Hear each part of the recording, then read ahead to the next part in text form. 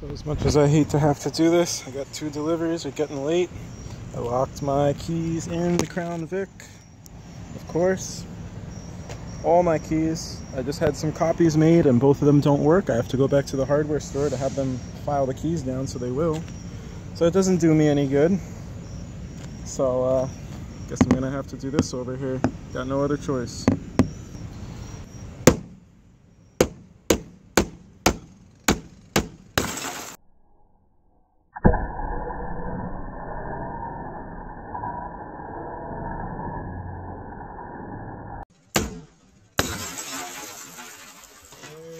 Go.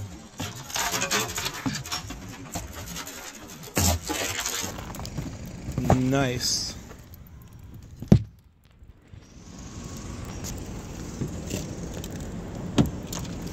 Now I gotta reach to the unlock shit. So of course I got that open, and now I can't even reach the lock. Fucking mess of shit. I gotta reach the unlock. I just got cut.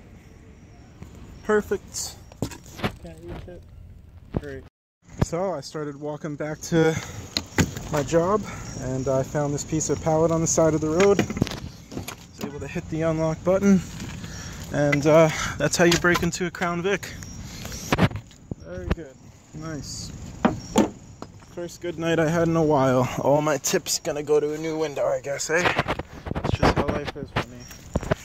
The worst part was really just having to do it on purpose. If it was an accident, I'd just chalk it up to my own stupidity. And there's plenty of that, but this could have been avoided.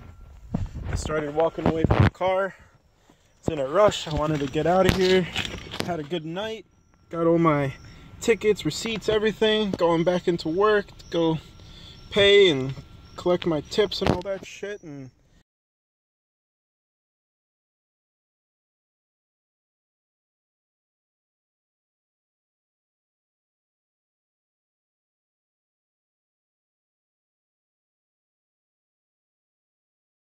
when I started walking away, I realized that I had the back windows rolled down, and I came back, put the keys in, put the keys in the ignition, rolled up the windows, my phone rang, I answered it, I went out, got on my phone, slammed the door, and that was it. And just wasn't paying attention. I was just had too much shit going on at once. I'm sorry, Vicky, I'm so sorry. I really didn't want to have to do this to you.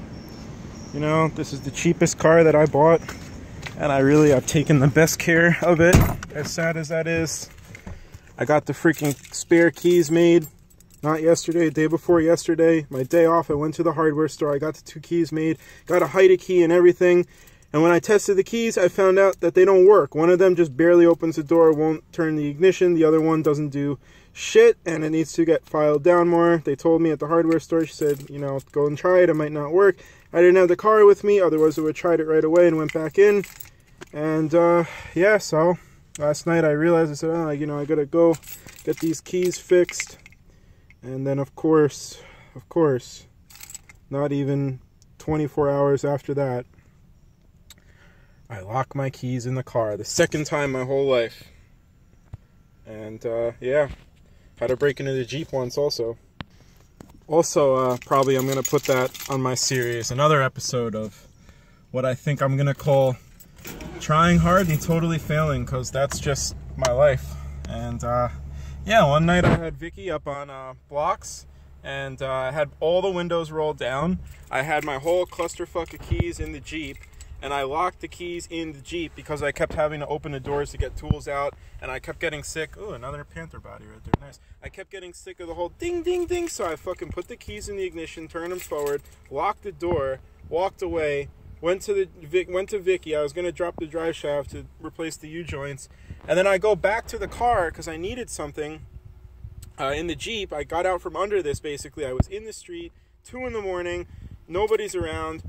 I get out from under the car, I go back to the Jeep, I realize I'm locked out, I can't even get into my house because all my keys were in the Jeep. And then here's the windows rolled down on this, and then it's starting to rain, and it's 2 in the morning, and I had a break in the car. It's actually like 5 in the morning at that point. So I had to break into the Jeep, and luckily I didn't need to break much there. But yeah, that I think I'm going to put on also. It's going to be one of my episodes of trying hard and totally failing.